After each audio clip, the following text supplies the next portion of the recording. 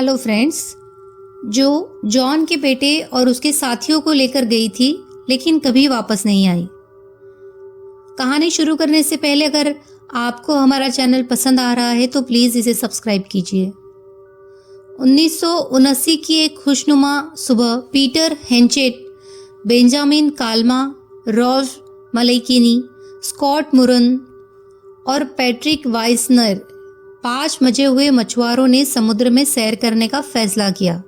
17 foot लंबी Boston velar नाव, जिसे वो सारा जो बुलाते थे, उसे लेकर वो समुद्र में उतर गए। शुरुआती सफ़र बहुत अच्छा था। पीटर के पापा जॉन हेंचेट उन सबको जाते देख रहे थे। अभी जॉन को वो सब दिखाई दे रहे थे। तभी जॉन ने समुद्र में दूसरी तरफ से उफनती लहरों को देखा।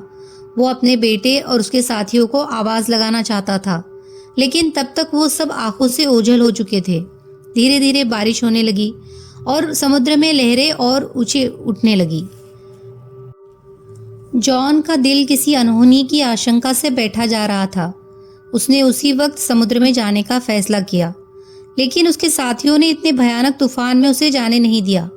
तूफान जब शांत हुआ तो जॉन के साथी जिम कुशमैन और जॉन नॉर्टन ने उसके साथ चलने का फैसला किया। 3 दिन तक वो तीनों समुद्र में उन पांचों और सारा जो को ढूंढते रहे, लेकिन उन्हें सफलता नहीं मिली।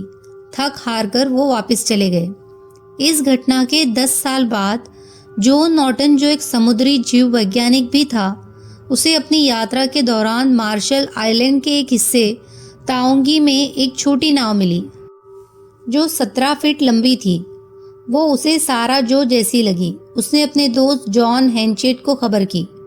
जॉन को भी नाव सारा जो जैसी ही लगी, जो उसके बेटे और उसके साथियों को लेकर गई थी, लेकिन कभी वापस नहीं आई। नाव हवाई में रजिस्टर्ड थी। उसमें से एक कागज़ में लिपटी हुई जबड़े की हड्डी भी मिली। जांच से पता चला कि ये हड्डी स्कॉट मुरमैन की थी।